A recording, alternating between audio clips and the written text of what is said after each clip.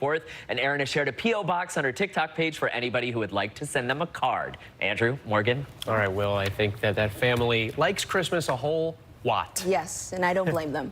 Helping light your neighbor's There we go. house. All right, that's what's making news in America this morning.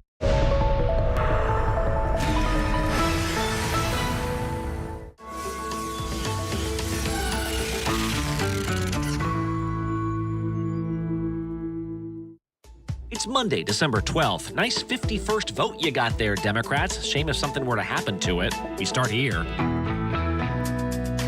Washington readies for a new Congress as Kyrsten Sinema leaves the Democratic Party. She's basically announcing that she has every intention of continuing to be a wild card. What this means for congressional votes and for statewide votes in Arizona. 34 years after a massive terror attack, a new suspect is in custody. Someone who is alleged to have built the actual bomb is going to be brought to justice. A new chapter is still being written in the tragedy of Lockerbie.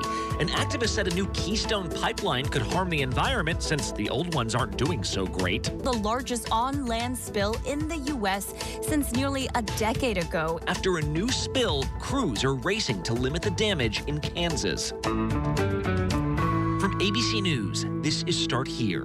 I'm Brad Milkey. Hello and welcome back to pretty much the last full week before workspaces become one big holiday party. Hanukkah starts next weekend. Christmas is at the end of next week.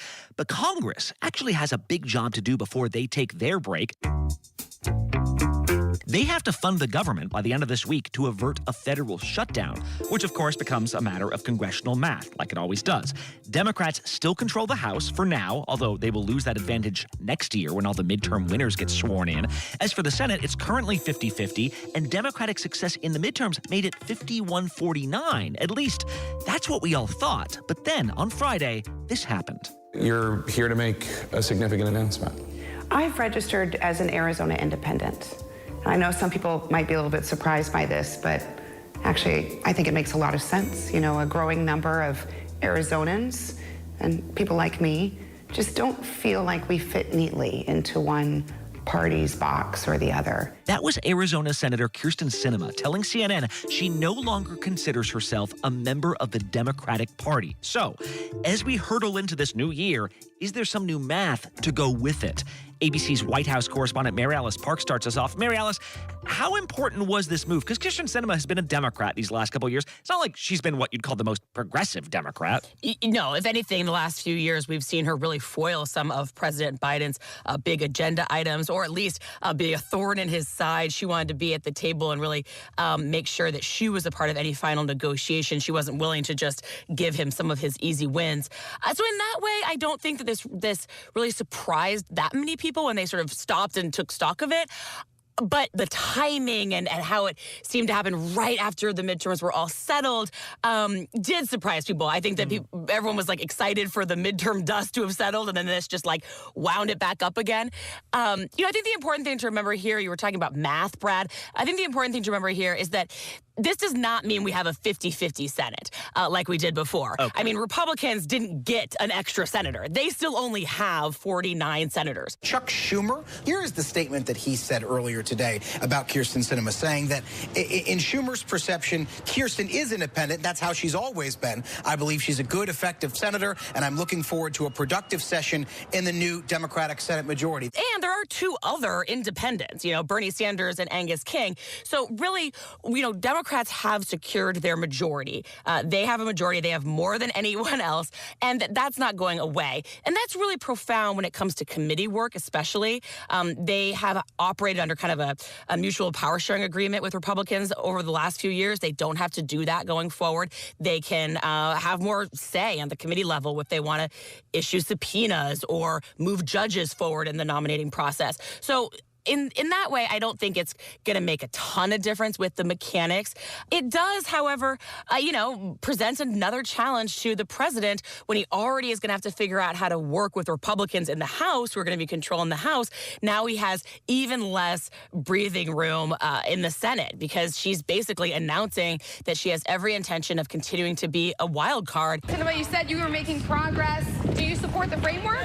Any comment on your stance on anything, Senator? And being unclear about where she wants to vote and that she wants to work across the aisle, presumably vote on packages that are bipartisan or only bipartisan. Well, I think folks at home in Arizona have known me for a very long time, and they know who I am. I've always been someone who is focused on getting results, getting things done. And I've never fit neatly into any party box. And that could be a challenge for the president who, is losing control of the House with his party and was hoping to have a little more cushion in the Senate. One of my big questions is also just what happens in 2024, because I imagine she wants to keep her job. Like, if she runs for re-election, but she's not a Democrat anymore, technically, does she go into a primary? Does another Democrat run against her? What happens? Yeah, that's a great question. And first of all, we don't know if she's definitely going to run again. She hasn't necessarily said that. That wasn't a part of this announcement. She just said that she had registered as an independent, not that she planned to run as an independent. Me reading the tea leaves, my guess is that she actually thought this might help her in a re-election. She hasn't been incredibly popular with the average Democratic base voter. They've been frustrated at times seeing her as this lone holdout from Arizona. We need a Build Back Better plan right now. We knocked on doors for you to get you elected, and just how we got you elected, we can get you out of office if you don't support what you promised us. It's possible that she would have faced a really, really tough primary. And so maybe she thinks that this is a better path forward. There's a lot of independents in Arizona. It's a close state always. She might have seen a path where she can create a coalition of more conservative Democrats, more moderate Republicans that are tired of both parties, like she said. So maybe this part of this move was about an electoral path that she saw. The big question for Democrats is going to be, do they put money or resources behind a Democratic candidate should she run as an independent? Again, we've been talking a lot about Senator Sanders. The party decided a long time ago they don't really do that in Vermont. Like, they just kind of let him be the Democratic candidate in Vermont. Right, because if you had a Democrat, if you went to November and you had 3 candidates and 2 of them are basically to the left, doesn't that make the Republican, that helps? In a year that's already tough for Democrats, Republicans would have an even bigger leg up in Arizona. Totally possible. So Democrats are going to have to sort of cross that bridge when they get there and see what she decides to do and how they want to play against that. Wow, fascinating moment here. All right, Mary Alice Parks tracking the Senate. Thank you so much. Thanks. Next up on Start Here, it took 34 years, but the U.S. has made an arrest in one of the original cases of airline terror. We're back in a bit.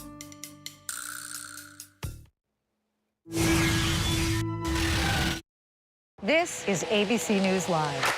The crush of families here in Poland. At refugee centers in Putin's Russia. On the ground in Ukraine. Close to the front line. Here at the White House. Destructive Cat 4 storm. Here along I-5. Boston is in the bullseye. Let's go. We made it. ABC News Live, America's #1 streaming news. Anytime, anywhere. Streaming 24/7, straight to you for free. Thank you for making ABC News Live America's #1 streaming news.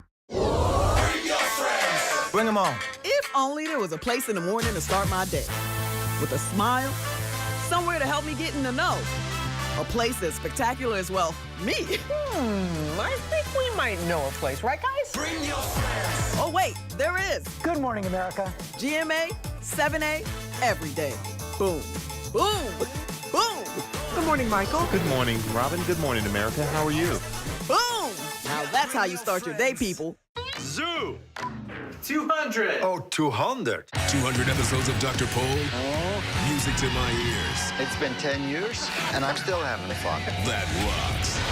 He's got the moves that make your animals groove. Now we do the dance of joy. Yay. He's like the Justin Bieber of the Headlining the hottest barns. Shout out. It's a show you won't want to miss. I'm not going to be here forever. Maybe. The Incredible Dr. Pol.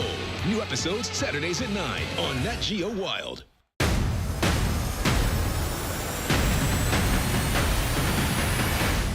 After an extraordinary news-making year, thank you for making ABC's This Week America's #1 news and politics show on Sunday mornings. As of today, in a big way, we have inaugurated abcnews.com. A lot has changed in our world since Peter made that announcement. But what hasn't changed is the commitment to groundbreaking reporting and innovation at abcnews.com. And here's to everything ahead.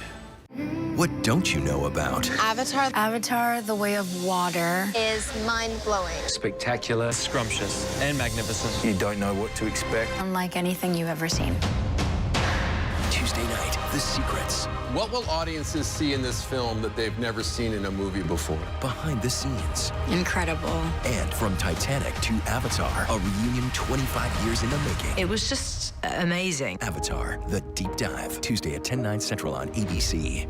All right, this is like the new chapter. Look at this. Wow. This is fire. It's more like an art piece than it is something to wear out on the course. They're not just sneakers. These sneakers tell stories. If Jordan says, let's collab, that means you're chosen. I'm the king of the... We are literally spreading the gospel of golf. Who are these guys? Who want to reshape the culture of the game of golf. They're bringing cool to a sport. They have tapped in from a black standpoint, showing people something different. I don't want any young black girl or boy to feel how I did when I was growing up playing this game. I've never seen anything like this before in my entire life. Don't cry yet. Just hold on. That's legendary. It's a fly-ass shoe and everybody's gonna want it. You talk about grails, well, this is ours. This can actually change the game. I'm the king of the wild.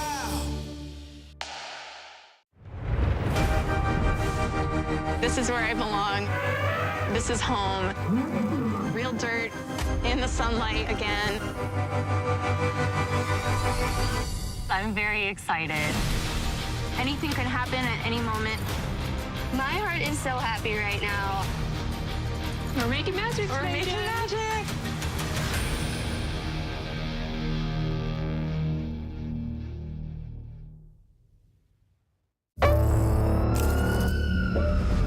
How often do these organs end up in American bodies?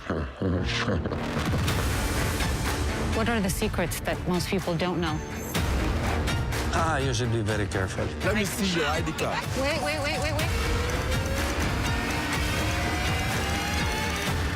This is a world you will have to live in. There's no going back.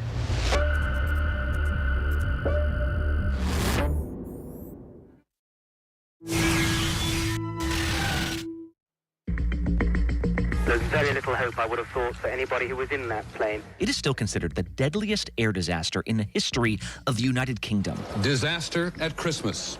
Pan Am 103 never makes it home. Pan Am Flight 103 was high above Scotland back in the 80s when a bomb that had been planted on board exploded. It crashed into a residential neighborhood in the town of Lockerbie. All told, 270 people were killed. Dozens of houses are burning, and the fire brigade are being hampered in their attempts to put out the fires by the risk of a further explosion. And yet, for what was clearly a carefully constructed plot, very few people have ever been personally held responsible for this bombing. Well, yesterday, American authorities announced they had taken custody of a Libyan national they suspect of building that bomb 34 years ago.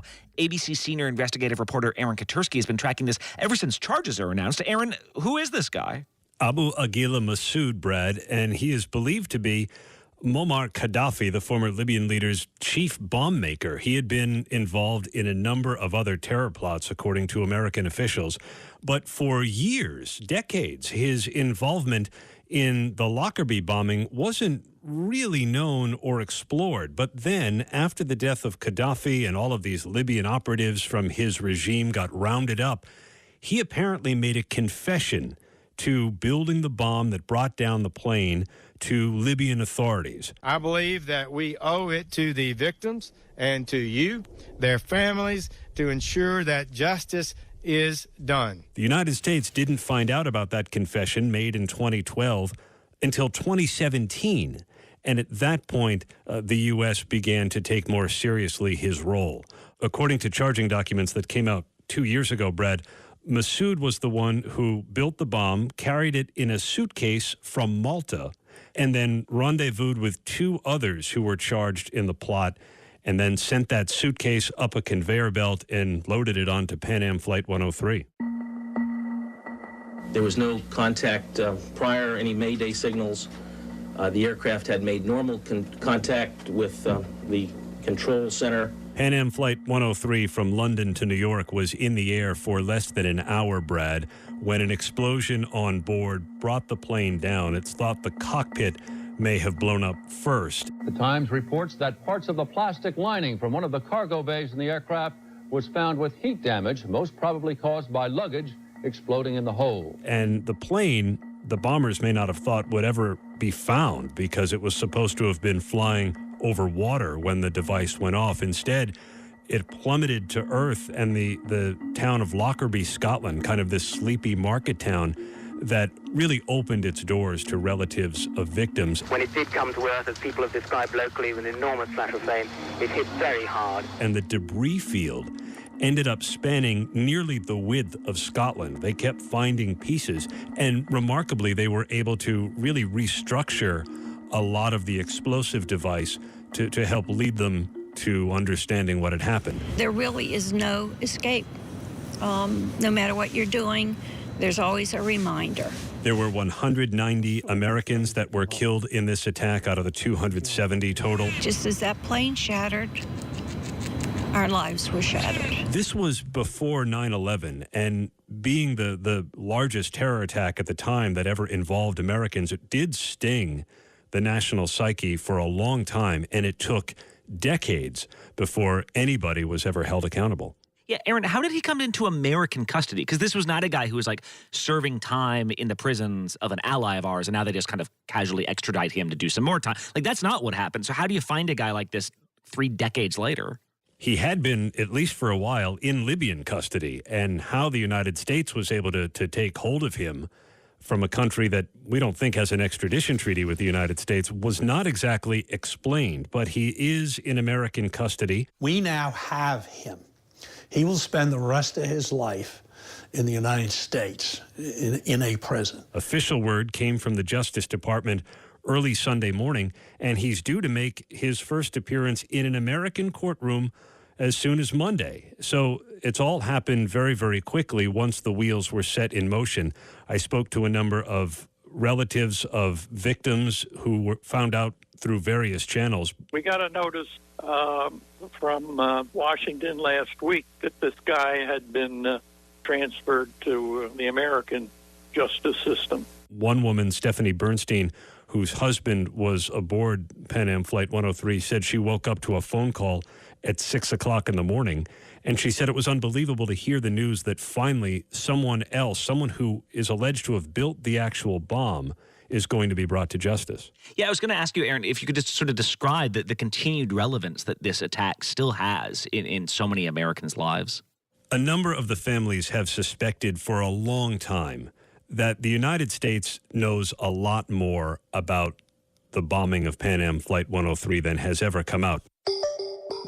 What did he do? Who told him to do it? And we've got to get that information. You said at the outset, Brad, this was a complicated and complex plot.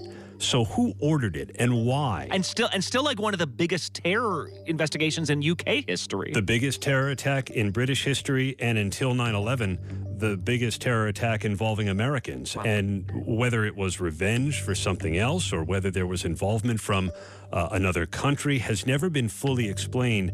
And so many of the relatives of the victims have been pushing now for decades, for nearly 34 years, for more answers. And they hope that the arrest of Masood will perhaps give them some of the answers that they're seeking. He is said to have made a confession to Libyan authorities. It's unlikely that would ever hold up in an American courtroom. He's charged with 2 counts, including bringing down an aircraft with an explosive device. And he is prepared, it seems, to spend the rest of his life in American custody. Yeah, so powerful for these families so many years later. Aaron Katursky, thanks a lot. Thank you, Brad. We are in a country that doesn't quite know how to feel about oil. Right? On one hand, when gas prices are high, it's so immediately affecting. It's so scary, frankly, for families that we cheer when more oil is allowed to flow. At other moments, though, we acknowledge how petroleum products are a huge reason our global temperatures are warming.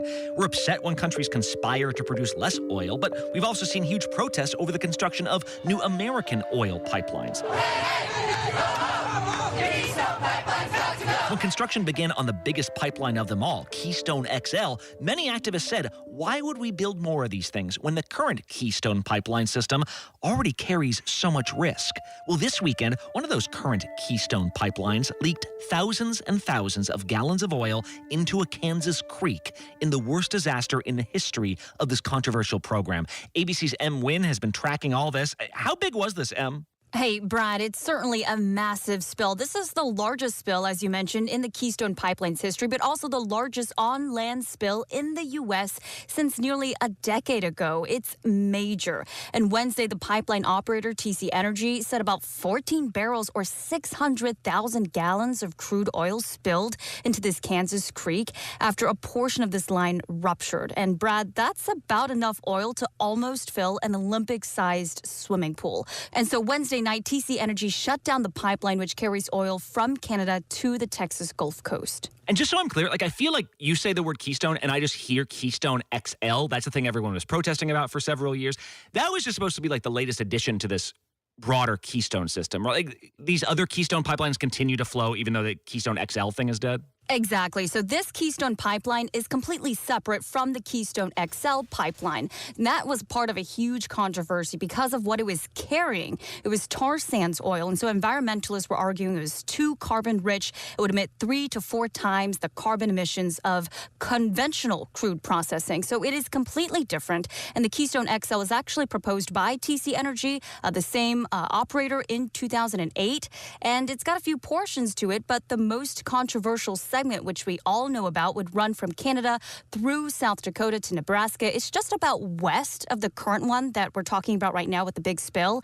And so this pipeline at that time needed a federal permit to construct, maintain, and operate. Hey, Obama, we don't want no pipeline drama. During the Obama administration, Obama said, no, let's not move forward. And then under the Trump administration, he said, yes, let's move forward. We are demanding that the Dakota pipeline not be built. And then, of course, as you know, Biden said no, he revoked it. And so the building stopped at that point.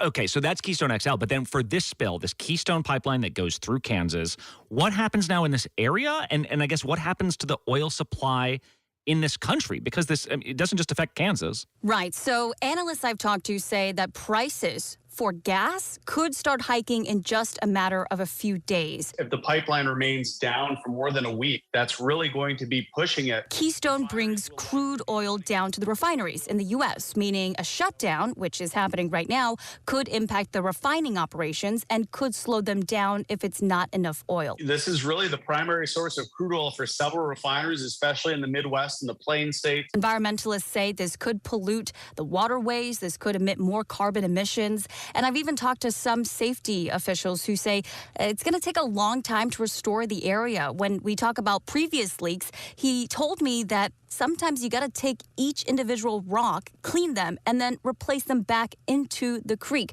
So it could take years to actually clean up this area in Kansas. Yeah, and the company actually responded to all this saying it should only take a matter of weeks to clean up, that this is very much under control. They say wildlife is safe. Obviously, the EPA is going to be conducting its own testing. But I guess I'm wondering, does this create a broader conversation then about oil pipelines in general? I know you said Keystone XL is dead, but is there something more to be argued about over these sorts of pipelines going forward? Oh, certainly, especially even on Capitol Hill, because this isn't the first time we've seen a leak to this magnitude. We have seen a pretty high number of failures on that pipeline. Keystone has a history of leaks. Since they first went into operation in 2010, the system had leaked more than a dozen times. In 2017 in South Dakota, they spilled about 9,700 barrels. In 2019 in North Dakota, up to 9,200 barrels were spilled. The size of these spills is worse than industry peers. Certainly, environmentalists are pushing Congress to have this discussion about reauthorizing regulatory programs. They want stronger regulations on pipelines. And so certainly this conversation will continue on Capitol Hill. Yeah, and activists have said, this will take years to clean up this part of Kansas. And then the question becomes, how many more of these types of incidents might you have along these thousands of miles of pipelines? All right. M. Wynn, great reporting. Thanks. Thanks so much, Brad. And one last thing. Maxwell Frost is 25 years old. He's from Florida. He's a jazz drummer. Sometimes he just drops in for a jam sesh. And he is about to be Orlando's next congressman. Well, recently, the first member of Congress to officially be a member of Gen Z had a very Gen Z experience. He said he was looking for apartments in his new city of Washington, D.C., only to be rejected by prospective landlords. His credit, he said, just wasn't good enough since he'd been surviving on credit during his campaign. And it spoke to a larger issue among so many young renters. At this point, to live in a bustling city center, prices have inflated so much you can't even afford a cheap space. If I were to find any other apartment that was anywhere comparable to this or worse, I'd be paying about the same, if not significantly a lot more. Consider this. The average New Yorker right now makes $67,000 a year. That's the median income. Standard minimum income to be considered for an apartment is 40 times your rent. That's on the agreement in a lot of New York apartments, meaning in Manhattan, where the median apartment has risen to nearly $4,000 a month, you'd have to make $160K just to be considered. City centers have become inaccessible to even those who make the city run. I miss the good old days of 08, where I paid like $1,000 for a beautiful apartment. In D.C., members of Congress make $174,000 a year, but Frost won't start getting paid until next February. Other lawmakers have talked about sleeping on couches until their checks start clearing. Most members of Gen Z won't be making that kind of money anytime soon. The average Gen Z income, according to Go Banking Rates, is less than $40,000 a year. So, parents, if you get a knock on your door from your 20-something-year-old kid asking them to stay in the basement, go easy on them. Congressman Frost would say, doesn't mean they're not going places. Hey, if you've been following the World Cup, by the way, these giant wins for Morocco, first African team to make the semifinals, Argentina, Leo Messi trying to cap that glorious career of his. You might have heard that Grant Wall, perhaps America's most revered soccer journalist who appeared on this podcast just a few weeks ago, actually passed away this weekend while covering the tournament in Qatar. Just an unbelievable loss. He was really this country's first full-time soccer journalist, and he is the reason so many have come after him. I speak for a lot of reporters when I say he will be missed. I'm Brad Milkey. See you tomorrow.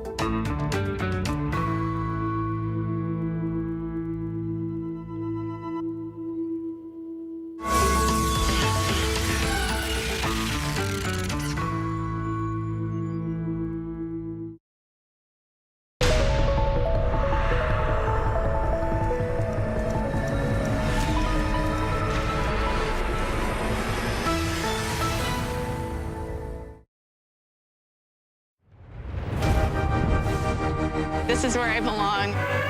This is home. Real dirt in the sunlight again. I'm very excited. Anything could happen at any moment. My heart is so happy right now. We're making magic. We're making magic.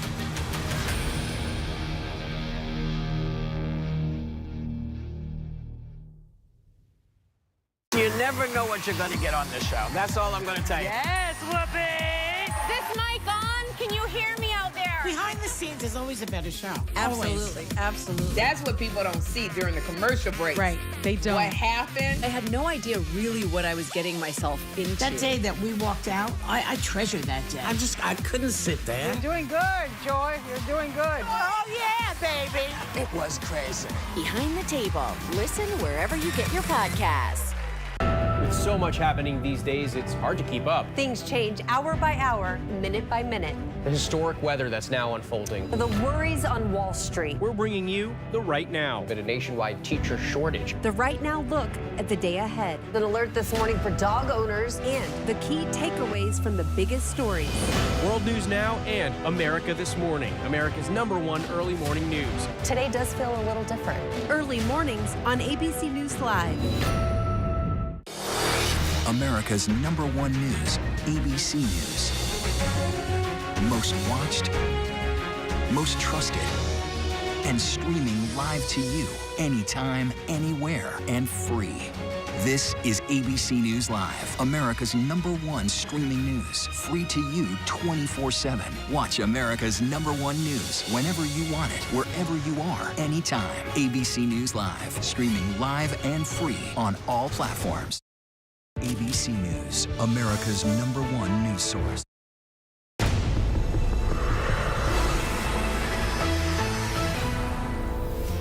Hi, I'm Diane Macedo. Today on ABC News Live, millions are in the path of two dangerous winter storms.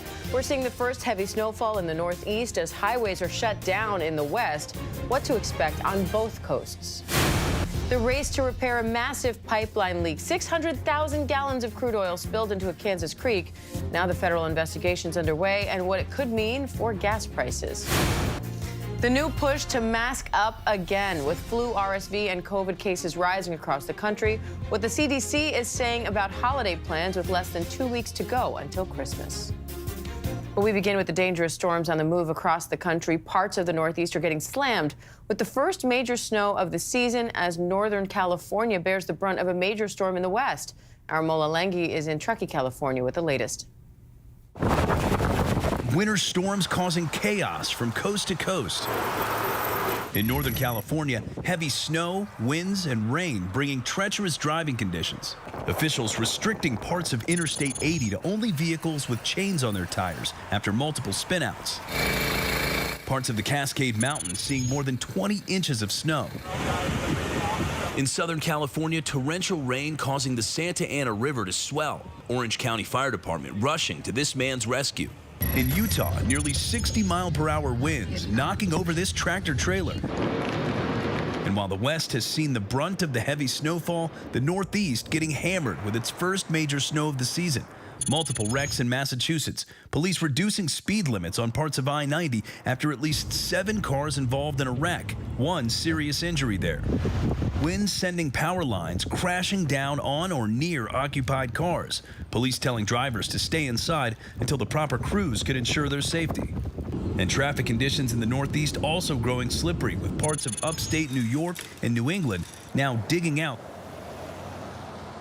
Well, Northern California here really getting the brunt of the storm. As you can see, cars just buried under anywhere from 2 to 4 feet of snow here in Truckee, California. The threat not over as the storm continues to push east, bringing with it the potential for rain, tornadoes, and blizzard-like conditions, Diane.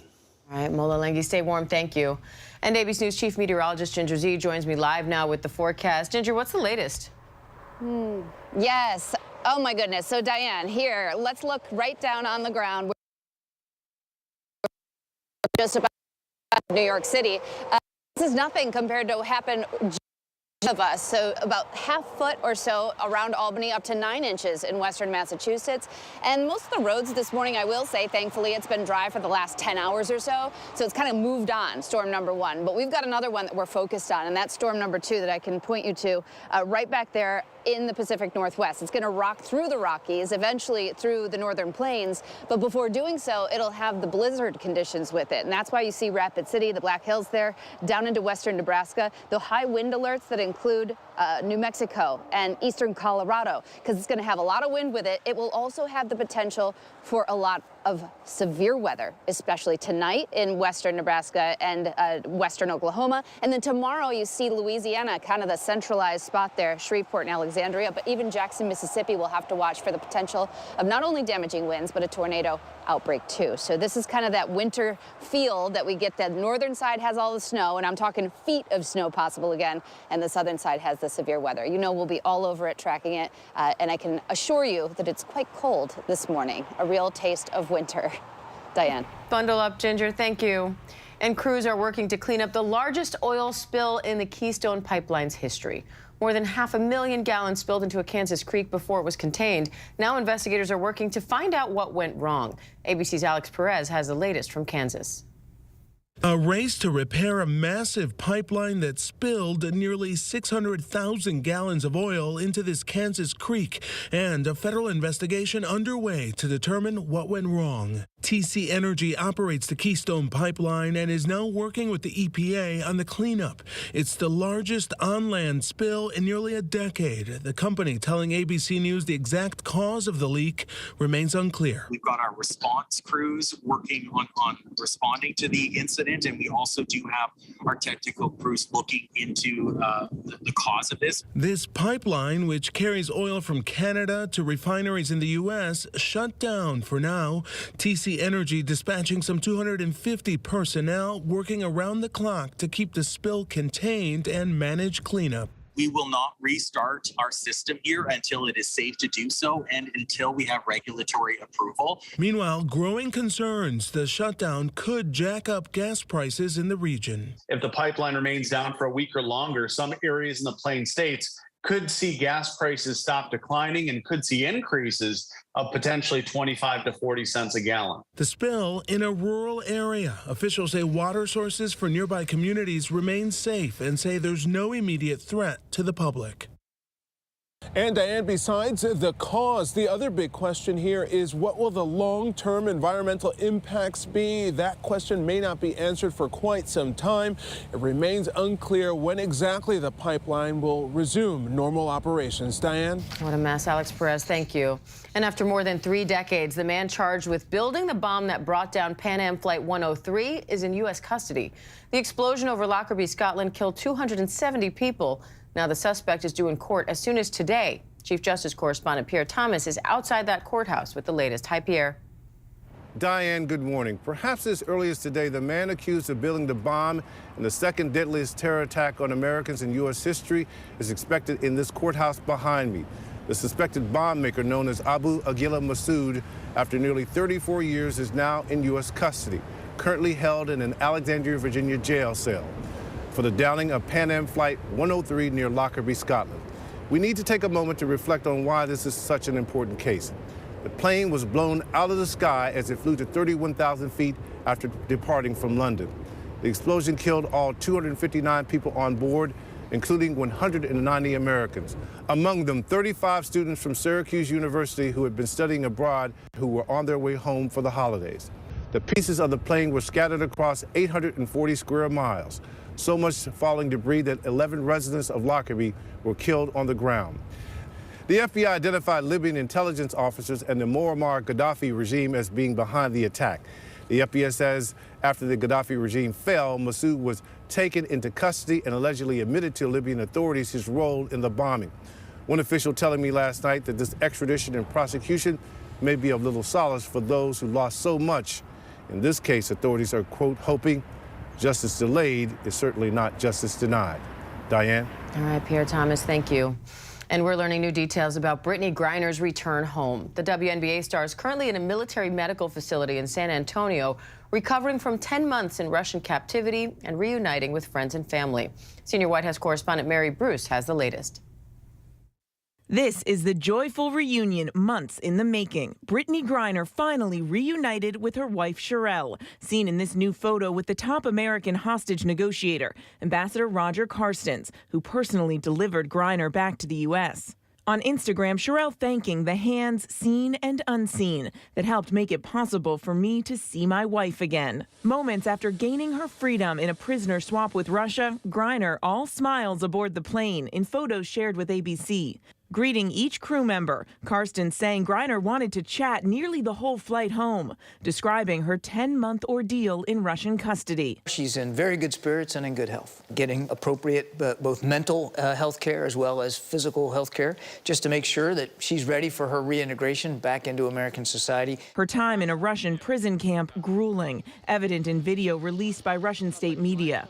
Her lawyer telling ESPN she recently had the flu and decided to cut off her hair because it kept freezing in the harsh cold. Griner released in exchange for notorious Russian arms dealer Viktor Bout, known as the Merchant of Death for supplying heavy weapons to murderous dictators and armed groups. Bout sentenced to 25 years for conspiring to arm a terrorist group and kill Americans. In contrast, Griner was caught with hashish oil, a banned substance in Russia, and received a 9-year sentence. Her harsh punishment, the U.S. says, a sign Russia was using her as a political pawn amid their invasion of Ukraine. But Biden's decision to release Bout has drawn criticism from Republicans and some Democrats concerned about the precedent it sets. We have to recognize wide-eyed that right now as Americans we have made it clear that we are willing to do anything to bring a single American home. The White House is also under growing pressure to bring home detained American Paul Whelan. Arrested on what the U.S. calls bogus espionage charges, Whelan, a former Marine, is now preparing to mark his 4th year in Russian custody. They hold Mr. Whelan differently because of these espionage charges, and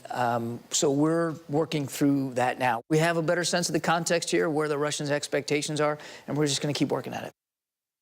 Now, overnight, Griner's agent told ESPN she briefly got back on the court, pulling on a pair of Chuck Taylors, picking up a basketball for the first time in nearly 10 months. The first thing she did, she went straight for a dunk. Diane, I can only imagine how good that must have felt. I bet. Mary Bruce, thank you. And tributes are pouring in following the tragic death of American journalist Grant Wahl. He died after collapsing at the World Cup during the Netherlands-Argentina match. Will Reeve has the latest. Through his work, Grant shared his love of football with millions. A shocking tragedy at the World Cup.